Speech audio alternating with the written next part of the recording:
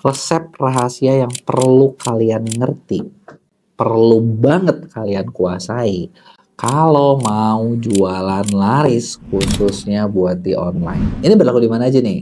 Ini gue rasa ya, yang gue bahas ini kali ini gue bahas satu topik yang agak general. Jadi lu bisa praktekin di Shopee, di Tokopedia, di TikTok. Lu mau praktekin di Lazada, lu mau bikin e-commerce store lu sendiri, dimanapun. Ini lu pasti harus ngerti resep ini. Dan selama lu kagak ngerti resep ini, percuma deh. Lu mau keluar duit, lu mau ngapain pun kagak bakalan jalan. Gitu ya. Nah, sebelum gue mulai, buat kalian yang baru nonton, jangan lupa buat klik tombol subscribe-nya dan aktifin lonceng notifikasinya ya. Jadi, gini, yang bikin kadang banyak orang itu tuh ketika jalan ya, terutama di Indonesia ini, terutama di Indonesia, terus dari pengalaman gue ngobrol sama banyak banget seller kayak yang mereka tuh nggak tahu gitu kayak, oke, gue udah lakuin ini, salahnya di mana? Gitu. Dan apalagi kalau mama tuh ngerasa gini, kok coba liatin dong, ini udah bagus belum? Lo kasih lihat gambar, lo kasih lihat ini, barang gue ini bakal laku nggak? Nah, itu jujur aja sih, bukannya apa-apa gitu ya. Gue tidak bisa membantu banyak, dan lo tanya siapapun gak akan ada yang bisa membantu banyak ketika lo cuma nanya, kayak gini tolong liatin, ini gue harus ngapain? Kagak bisa. Jadi, kalau kita ngomong di dunia online sekarang nih, segala sesuatu tuh udah harus bisa diukur, dan diukurnya dengan data. Gitu ya. Nah, gue tahu kalau ngomongin data tuh kayak anjir, ini sesuatu yang memusingkan gitu ya. Nah, terus jadi sebenarnya apa aja nih yang paling penting dalam data ini? Data ini banyak gitu ya. Data ini banyak nih. Karena lu bisa ngomongin apa ya? Wah, angkanya bisa macam-macam dah, bisa bikin kepala lu puyeng. Nah, gue cuman bakal bahas hal-hal terpenting yang perlu kalian kuasai gitu ya. Mulai dari apa aja? Yang pertama, nah ini kalau menurut gue tuh ini nyawanya banget. Nyawanya dari bisnis toko online lu. Kalau poin yang satu ini besar, lu jualan apapun oke lah. Tapi kalau poin ini lu kecil, udah lu lupain aja dah. Lupain beneran. Ya. Yang pertama itu adalah seberapa tinggi tingkat konversi kalian. Tingkat konversi itu mengukur. Jadi gini, si platform itu mengukur ketika barang lu dilihat sama orang, berapa persen sih yang ngerespon? Yang ngeresponnya apa? Berapa persen yang jadinya beli? Makanya ini penting banget. Karena kalau persentase ini makin rendah, artinya secapek apapun lo kerja, lo udah gimana pun, orang itu kagak percaya, kagak mau beli. Gitu. Kan bete ya? Contoh gini, lo bayangin. Udah susah-susah nih. Ini kita bayangin di offline ya. Gitu, gue narik orang gitu ya. Gue menarik orang. Gue sewa bus. Gue udah siapin bus, 20 bus. Satu bus 50 orang. 20 bus gue datangin 1000 orang. Gue bawa ke toko. Ternyata begitu mereka masuk toko, semuanya keluar. Berarti kan ada yang salah sama toko gue, bener gak? Gak usah gue bawa 20 bus, itu buang duit, bener gak? Itu sesuatu yang bener-bener sia-sia banget gitu ya. Nah, tapi kalau misalnya tingkat konversi gue tinggi, gak usah bawa 20 bus, bawa satu bus aja pasti banyak yang beli. Gitu. Nah, itu adalah poin pentingnya gitu ya. Nah, terus emang apa aja sih yang berhubungan gitu? Kenapa ini ditentuin ada yang kecil, ada yang rendah, dan lain sebagainya? Sebenarnya ada beberapa hal yang mempengaruhi tingkat konversi. Ya, ini kalau menurut gue yang pertama adalah ya berhubungan dengan supply demand itu sendiri. Supply demand itu apa sih? Gini, barang lu yang nyari berapa banyak, terus saingan lu berapa banyak. Nah, lu bayangin, yang nyari, lu punya barang nih, yang nyari se-Indonesia ada 1 juta orang. Banyak nggak? Banyak dong. Tapi yang jualan ada 1 juta orang juga.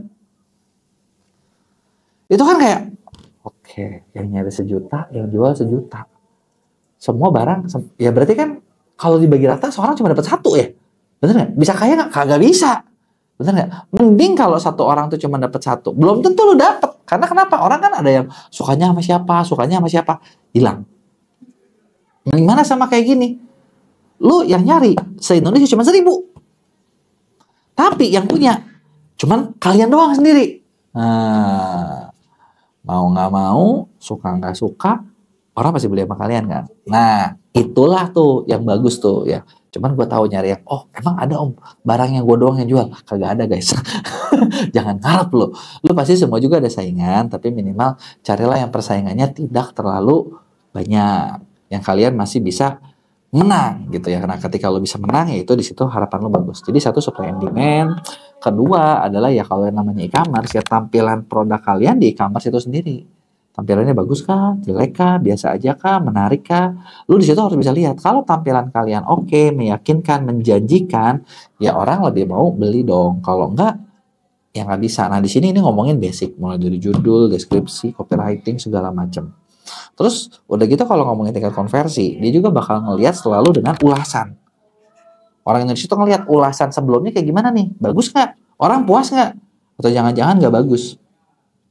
Gitu. Nah itu adalah 3 hal penting tuh yang mempengaruhi konversi. Ya. Yang kedua, selain tingkat konversi, kalian juga perlu melihat persentase kliknya. Itu kan konversi orang udah langsung beli nih. Sebelum dikonversi, orang harus lihat dulu nih ketika orang yang lihat barang lu berapa persen yang penasaran buat mengklik lebih lanjut.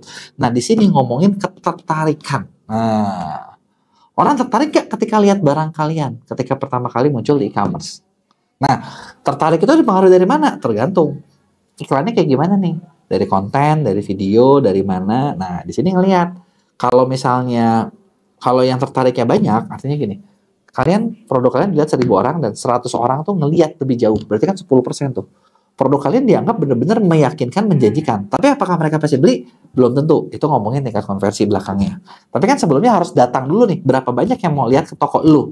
Nah di sini yang ditentuin dari mana? Di sini ditentuin dari ya tampilan iklannya sendiri, iklannya apa, posisinya seperti apa, di mana, gitu. Ini semua bisa dipelajari. Nah, terus apa lagi yang berikutnya? Yang berikutnya yang bakal menentukan dari ibaratnya order kalian adalah berapa EOV-nya atau average order value. Berapa sih nilai pesanan rata-rata per orang beli? Kenapa ini penting? Karena gini, kalau misalnya lo bayangin ya, gue tiap hari dapat 1.000 order. Wih, hebat, keren nih, 1.000 order per hari, packingan banyak. Tapi lo tau nggak ternyata per satu order nilai barangnya cuma 2.000 perak. Kayaknya gue susah kaya ya, bener gak sih? Ongkirnya aja udah berapa? Packingnya udah berapa? Bener gak? Yang artinya satu order kan cuma 2.000 rupiah ya. Belum biaya karyawan, belum segala macam. Itu kayaknya gue lagi bukan berusaha menjadi kaya, tapi gue lagi berusaha membuat diri jadi bangkrut. Bener gak? Kalau gitu, oh nggak boleh jual barang murah dong. Enggak, gue bukan bilang gitu.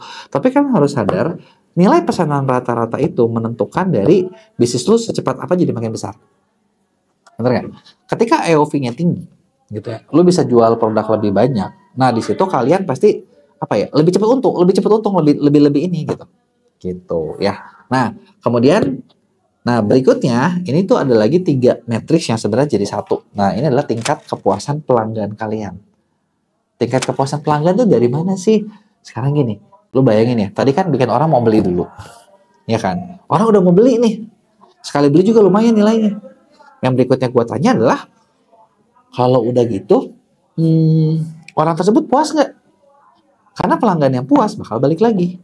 Pelanggan yang tidak puas, bukan balik lagi, dia bakal jadi, lo tau gak sih, kalau di online tuh bukan dulu ya, sekarang ada satu orang yang di-ban dari restoran se-Indonesia, si kode warna biru. Nah, bakal kayak gitu tuh. Kenapa? Jadi orang bakal ngomong kemana-mana, lu jangan beli toko ini nih, wah ini toko trash. Gitu kan. Yang bikin reputasi lo hancur dan udah gitu bisnis lo juga turun, susah. Bener nggak? Nah, maka dari itu, matriks ini apa aja? Ada 3. Pertama, berapa banyak kecepatan respon chat kalian? Karena gini, lu orang nanya sama kalian nggak dibales. Orang kan, bete nih, kacau nih seller. Itu sih nggak mungkin bakal beli. Nah ini ngaruh ke tingkat konversi. Terus kedua, tingkat keterlambatan pengiriman. Kenapa gue bilang ini hal sepele, tapi ini tuh bikin bikin orang sebel gitu ya. Contoh gini, ini gue dari sisi buyer deh, ya. Gue pernah beberapa kali, entah saking sibuk entah apa gitu ya. Misalnya gue pergi keluar kota ada acara, terus gue ketinggalan sesuatu. Nah, ketinggalan baju, ketinggalan apa.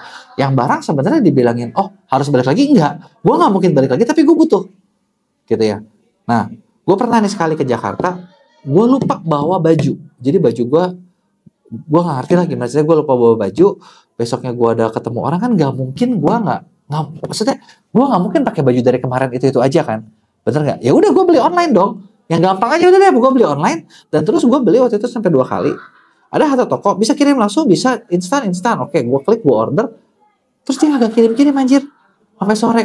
Udah gitu ketika di chat berkelit, ya memang sih akhirnya nyampe, tapi itu langsung gue kasih bintang 1. Gue kagak peduli, karena kenapa gini, gue mepet, gue udah tanya, lu ngomong bisa, terus lu kagak kirim, itu kan udah mengecewakan, bener nggak? Iya kan, karena kan lu harus tahu dong, kalau lu nggak bisa kan gue nggak akan beli toko lu gitu kan, intinya kan kayak gitu ya, bener nggak? Ya, nah ini juga sebenarnya di platform makanya dibikin aturan-aturan makin ketat kan, karena buat apa ya, mungkin melindungi orang-orang yang misalnya lagi kepepet dan butuh saat itu juga, jadinya nggak mau beli online dong kalau gitu, jadi nggak percaya, kebayang nggak? Ya, nah itu adalah tingkat keberhasilan pengiriman. Ini juga ngaruh kemana? Selain dari konsumennya kecewa, gitu ya. Makanya sekarang si platform itu bikin aturan kalau lu terlambat pengiriman, itu bisa ngurangin poin kan, yang bikin toko lu lebih kecil, gitu. Makanya di sini kayak kalian harus perhatiin nih. Dan satu lagi adalah yang cukup fatal, tingkat retur. Meskipun kadang kita tahu ya, bayar juga karena suka rese ya, dia yang ngeklik terus begitu dia batalin gara-gara dia bilang, oh salah, keklik dan lain sebagainya. Tapi tingkat retur itu juga kita perlu jaga. Karena kalau misalnya tingkat returnya jelek, nah itu bakal bikin order kita nggak bisa maksimal. Gitu. Jadi itu adalah beberapa poin yang maksudnya gini, ini hal simpel sih, tapi kalau lu nggak ngerti ini, lu nggak tahu masalah kalian di mana gitu loh. Contoh, barang lu nggak ada yang tingkat konversi lu rendah, berarti lu harus melakukan sesuatu supaya tinggi, naikin. Karena kalau nggak lu nggak mungkin menang. Order lu murah-murah, ya berarti lu harus bikin nih, dipaketin apa diapain biar lebih tinggi, supaya kita ongkos iklan segala macam lebih untung. Barang-barang konsumen lu nggak puas, nah jangan sampai gini, komplain ke platform. Gue pernah waktu itu ada satu orang, bapak-bapak lagi workshop, dia nanya, kenapa ya gue sering dapat bintang 1? Ini TikTok nggak bener nih, waktu itu di TikTok nih, gue dikasih bintang 1 mulu gitu kan. Ya sebenarnya jujur gue udah tahu masalahnya adalah dalam hati barang lu jelek, tapi kan gue nggak enak ngomong gitu. Dan ternyata ada peserta lain yang ngebalesin, Pak dijaga kualitas barangnya.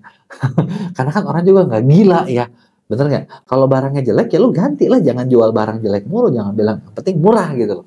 Nah itu dia tadi gitu ya. Jadi itu adalah beberapa hal yang perlu kalian perhatiin. Jadi itu dia tadi matriks-matriks pentingnya. Nah buat lu ningkatin gimana? Sebenarnya setiap ini tuh ada indikator yang jadi tahu lo harus ngapain, apa yang harus dilakukan gitu. Cuman karena banyak seller nggak tahu, nggak paham, dan jadinya jualannya segitu-segitu aja. Nah buat kalian yang pengen misalnya berkembang lebih detail lagi, lebih bagus lagi.